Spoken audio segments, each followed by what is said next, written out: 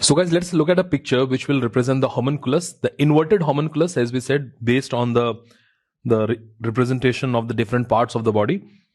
So if you look at the coronal section, if you take a coronal section, let us say this is the medial surface of the cerebral hemisphere, and there is a superolateral surface. So that's how the coronal section would look like, right? This is the, you're looking at a coronal section and we're just looking at one half of it. So homunculus representation would be something like this. I mean, this is one diagram in which the worst you will draw, better it would be, because it's completely, it's not in proportion, it is improportionate.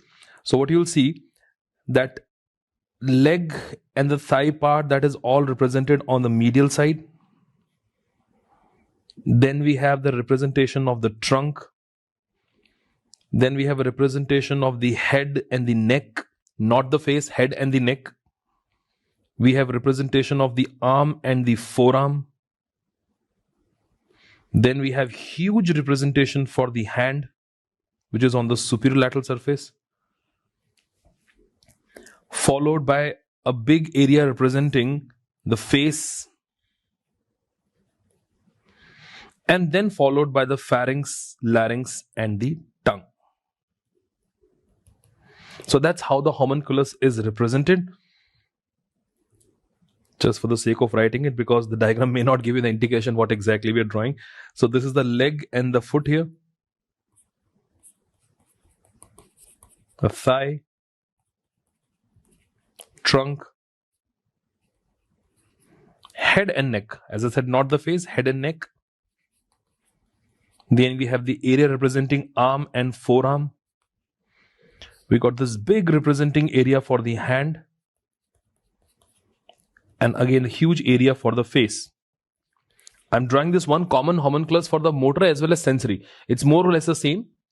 So for the sensory homunculus also, we have more, if you look at it's a widespread area which is actually taking the different type of sensory input from the hand, because of the fine sensation can be felt there. And same with the face. Muscles of the face because of the fine movements, and again the sensation from the face, they also have a big representation on the cortex. And then, as we said, it is the pharynx part will be there, the larynx part will be there, and tongue will be there as well.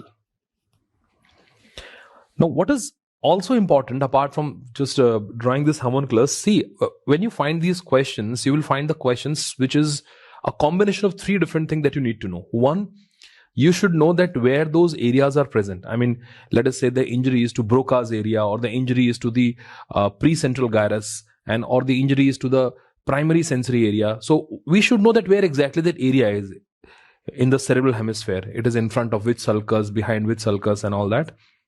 Secondly, we should know that what is the representation of the homunculus in that area. If this is a motor section, motor area, or let's say it is a sensory area, then you should know that the fibers for the lower limb will come from the medial surface, whereas the fibers for the hand and the face will come from the superolateral surface. And the third important thing that you should know, with the combination of all three, you can take care of the questions, is that these areas are supplied by what artery.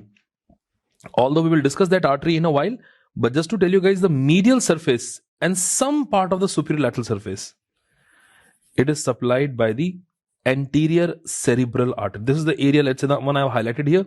It is the area of anterior cerebral artery.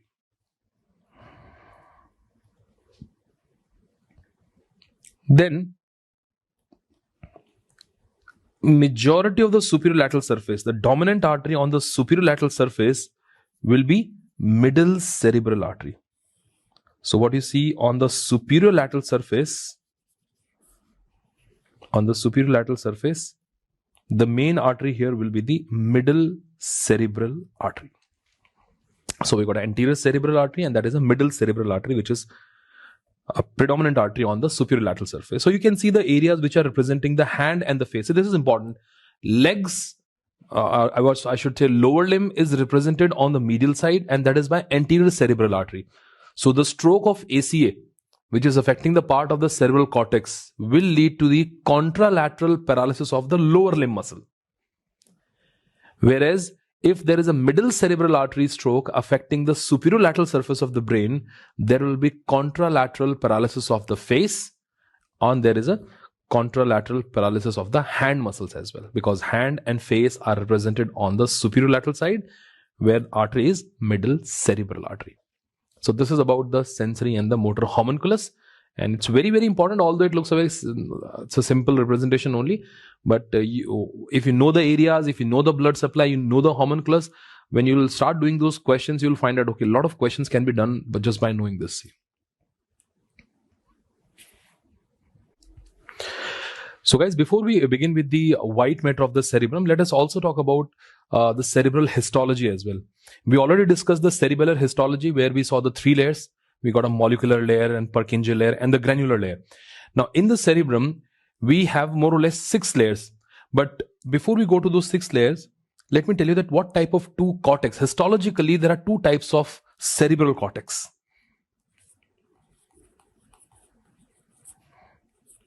So talking about the histological feature of the cerebral cortex. So we said the histologically it can be of 2 types. It can be a granular cortex or a granular cortex.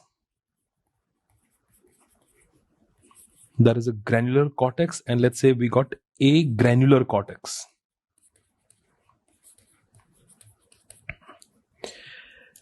Well, when you say granular cortex, it tells you that the granular layer, the layer with these stellate cells or granule cells, the granular layer is way more developed than the pyramidal layer. Pyramidal layer is having the pyramidal cells, those pyramidal shaped cells which are motor cells. So we have granule cells more, or you can say granular layer is better developed than the, it's in fact way better developed than the pyramidal layer. We call it granular cortex. And a granular cortex means in which the pyramidal layer is well developed as compared to the granular layer. So if you look at the pyramidal cells, if I just focus on the pyramidal cells, obviously pyramidal cells are more in which layer? In the granular cortex that is more developed. So clearly this cortex is going to be the motor cortex. Pyramidal cells are motor cells. So there is a motor cortex. Motor cortex are also called as the agranular cortex. Whereas we have more number of granule cells here as compared to the pyramidal cells. So that means it is a type of a sensory cortex. This is a sensory cortex. So that's the first difference that you should know. What is a granular or agranular cortex? It is based on the ratio between the pyramidal and the granule cells, which makes you call it sensory or the motor cortex. Now, in the cerebral cortex in human, we have like maximum of 6 layers. So we can have a 6 layers in the cerebral histology. So let us see what those 6 layers are and what type of cells are present in those 6 layers. So guys, we are going from outside to inside. If let's say this is a section in which we will see those 6 layers. Here's the first layer. We got second layer. As we said, we're going from outside to inside. This is the third. We got the fourth, fifth, and the 6th layer.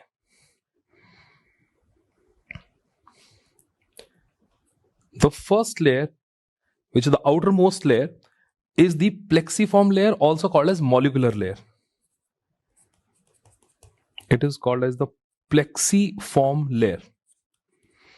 And in this plexiform layer, we have all these horizontally present fibers in the plexiform layer, and you will also appreciate some of these supporting cells or the scattered supporting cells present horizontally, called as horizontal cells of Cajal.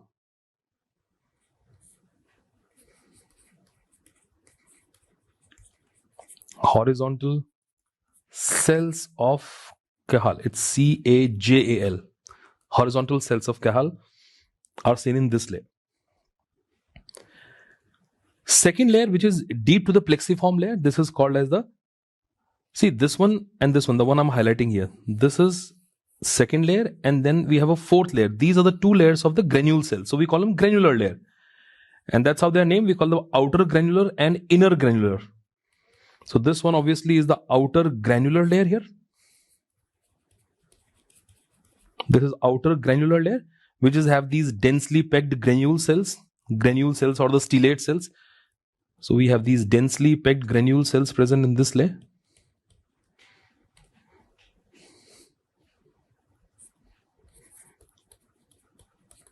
We got densely packed granule cells or stellate cells. You can call them stellate cells also. Number 3 layer and number 5 layer, the one I'm highlighting here with the blue, these are the 2 layers which are having the pyramidal cell, this one and this one. And again, we name it accordingly. We call it outer pyramidal layer and the inner pyramidal layer. So this one is the outer, so this is the outer pyramidal layer. That is outer pyramidal layer, which is having pyramidal cells, but these pyramidal cells are of small to medium size. And more you go deeper into this layer, the size will increase. I mean, we have like small size pyramidal cells in the upper part of this layer. And you will find medium sized pyramidal cells in the lower part of this. So we have small to medium sized pyramidal cells. Small to medium sized pyramidal cells, not the large pyramidal cells, right? Small to medium size. Then comes this important layer, that is, again, this is granular layer. We said this yellow one, the odd even number layer, these are the granular layer. Now this time it is the inner granular layer. This is the inner granular layer. Now what about this inner granular layer, guys? Inner granular layer, again, it is having these densely packed granule cells. It is having these densely packed granule cells. But apart from these granule cells, what else is there? The thing which is important to note, you will see some horizontally running myelinated axon in this layer. Horizontally running myelinated axon in this layer, and these horizontally running myelinated axon, these are called as the outer band of Ballarger. That is called as outer band of Ballarger. See, I believe that this could be one of the reasons for asking question from here, because it says outer band of Ballarger. But what layer they are in? They are in the inner granular layer. Outer band of Ballarger in the inner granular layer. And these outer band of Ballarger, these myelinated axon, it is a characteristic feature of the visual cortex. I mean, you'll find them in the inner granular layer at other places also. But in the visual cortex, they are very dominant and you can actually clearly see them. And that is why, because of these layers, because of these fibers, the visual cortex, when you see it under the microscope, it looks like there's some line which are drawn inside in the gray matter. And those lines are nothing but the striations. And that is why visual cortex is also called as striate cortex. These are a very important and definite feature of the visual cortex. And visual cortex, it is also known as striate cortex. That is also called as striate cortex because of these striations that you see in the inner granular layer.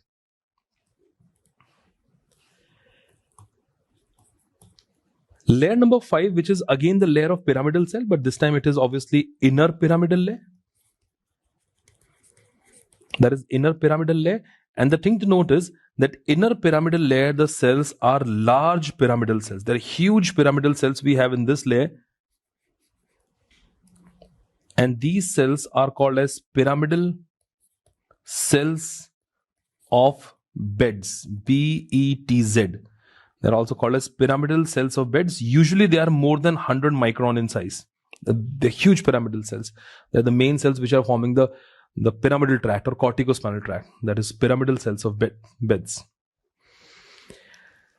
Well, the reason for calling that layer above as outer band of Ballarger, because we have a very faint running fiber in this layer also, in the basal part of this layer actually, and that is the inner band of Ballarger, which is not as conspicuous as the outer band. So this is the inner band of Ballarger. This is inner band of Ballarger, which is present in the inner granular layer, inner pyramidal layer, I'm sorry. Inner pyramidal layer is having inner band of Ballarger. And then finally, we have this innermost layer. Guys, innermost layer is a layer where you have all these, the Cajal cells and the stellate cells. It's a layer which is a mixture of all kind of cells. And then it is continuing with the deep, this white matter below. You can see it is continuing with the white matter of the cerebrum also below. This layer, layer number 6, is called as the multiform layer, also called as polymorphic layer. We call it multiform layer. Multiform layer, also called as a polymorphic layer.